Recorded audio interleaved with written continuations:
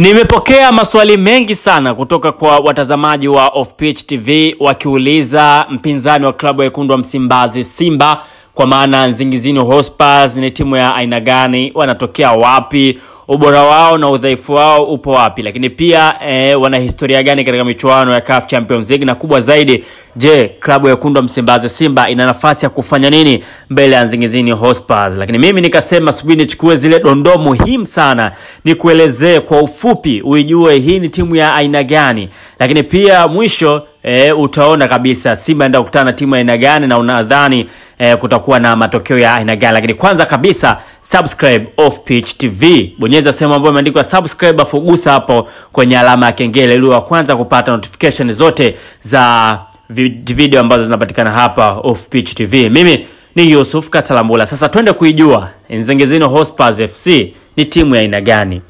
Hii ni timu kutoka nchini Eswatini. Zamani ilikuwa inajulikana kama taifa la Switzerland. Ni bingwa wa nchi inayopakana na South Africa upande wa mipaka ya KwaZulu Natal. Nsingizini Hotspurs FC ni timu ya jamii inayotokea katika mkoa wa Shiselweni huko kusini mwa Eswatini karibu na boda inaitwa Lavumisa. Toka kwao mpaka Minzini City uliopo uwanja ni kilomita 110 na ndio wanapochezea ligi uwanja wao wa nyumbani uliopo.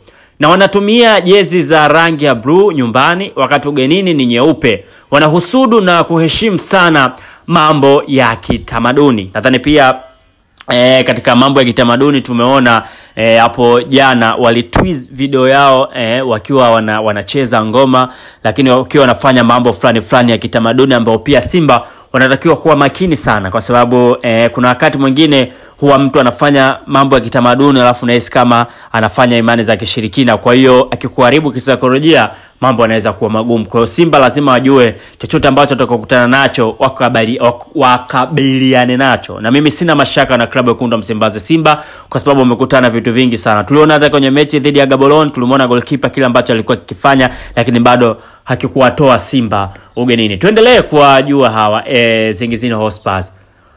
Uwanja uliopitishwa na CAF unaitwa Samholo National Stadium. Ni artificial turf na una uwezo wa kuchukua watu takriban 20,000. Upo katikati ya mji. Wa pili mkuu unaitwa Lobamba pembeni ya Minzini City. Kwa umeona uwanja wao unachukua takriban 20,000 na upo katikati ya mji. Kwa hiyo sema ambao anatoka mpaka kwenda uwanjani ni kilomita 110. Unaweza ukapima umbali huu ambao wao watasafiri kwenda kwenye huo uwanja. Lakini pia Simba walifanya mazoezi kwenye uwanja huo, kwa wao hawato safiri. Nategemea tuna hoteli ambayo wao wameamua kuwa nayo. Watu 20,000 ni wachache sana kwa klabu ya wekundu wa Msimbazi Simba. Kwa hiyo sidhani kama inaweza ika-affect pakubwa pale ambapo tunasema kwamba mchezaji wa 12 kwa maana mashabiki, kwa sababu Simba wao wameshacheza viwanja mbalimbali vikubwa vyenye watu takriban 50,000, 60 na kuendelea. Wamecheza kwenye mataifa mbalimbali, mataifa ya Misri, Morocco na kadhalika. Algeria tumeona msimu uliopita, lakini bado aliweza kufanya vizuri huko. Kwa hiyo watu 20,000 bado ni wachache sana. Tuendelee kuwajua Nsingizini Hotspurs.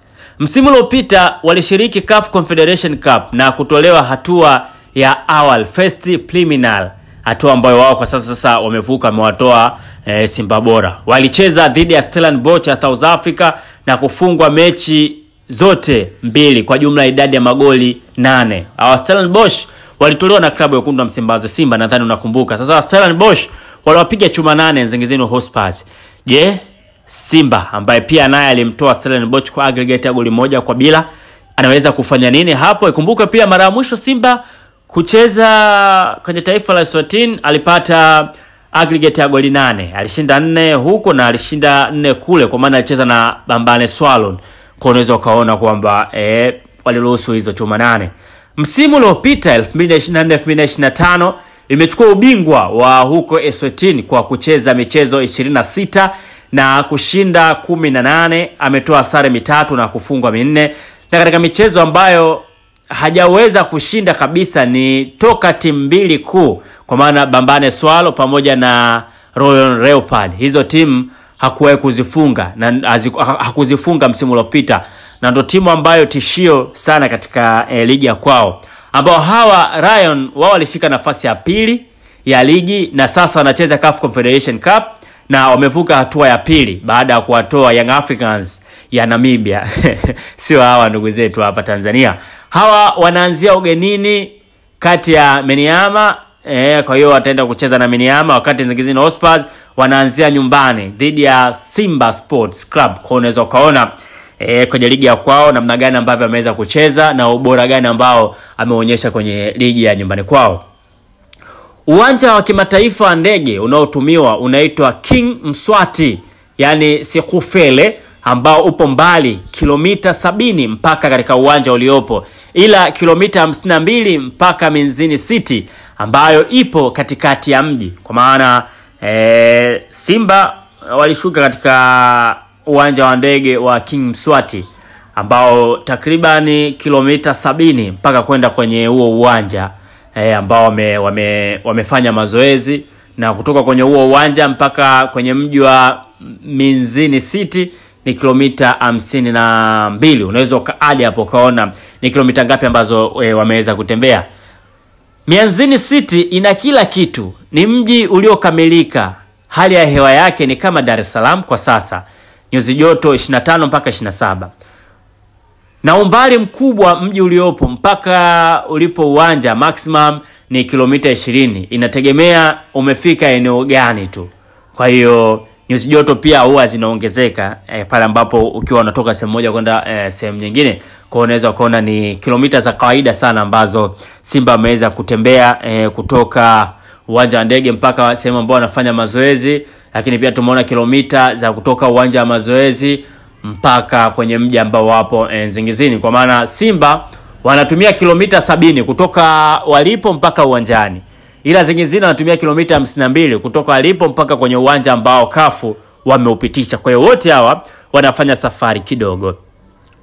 Kutoka Johannesburg mpaka King Mswati Airport ni lisali moja tu, ila kwa njia ya barabara kutoka Johannesburg mpaka Mianzini ni kilomita 410.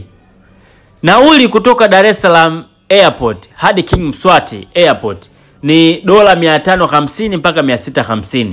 Inategemea na mazingira, ila kutokea Johannesburg ni $150 tu, na airport shata toka King Mswati Airport hadi Mianzini ni $20 tu.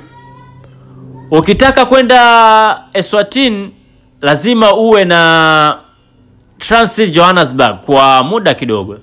Ni masuala ya safari, kwa maana wale ambao tu wanataka kusafiri ndo hapa ndo eneo lao kidogo. Accommodation ndani ya Mianzini City ipo kwa mazingira tofauti, kuanzia lodge unaweza ukatumia mpaka $70 mpaka $120. Hii ni lodge. Hoteli ya nyota 5 ndo hii $150. Lakini hoteli za kawaida ni $120, na zile hoteli ambazo unataka tu kujiegesha ni $70. Kwa unaweza ukaona kwa wale ambao wamesafiri ama wanataka kusafiri, hizo ndo bei za hoteli ambazo zipo huko. Usalama upo vizuri na kumetulia. Watu wanapenda kula bata sana. Ukifuata tamaduni zao, kuna wabongo wengi wanaotafuta maisha wapo huko. Kwa ujumla utakuwa umepata angalau picha hii timu ilivyo, mazingira kwa wale ambao wamesafiri na kadhalika. Kwa hiyo nimeona tu nikujuze walau taratibu uelewe ni timu ya aina gani mpaka kufika muda sahihi ambao Simba watakutana nao. Basi kuna mengi ambao utakuwa umeyapata. Kwa mengi zaidi kisha tu una subscribe Off Pitch TV na unapata mengi ya kimichezo. Mimi ni Yusuf Katalambula, asante kwa kuwa nasi na tunakujuza, tutaendelea kukufahamisha na kujuza mengi ambayo yanajili huko. Bye bye mpaka wakati mwingine tena.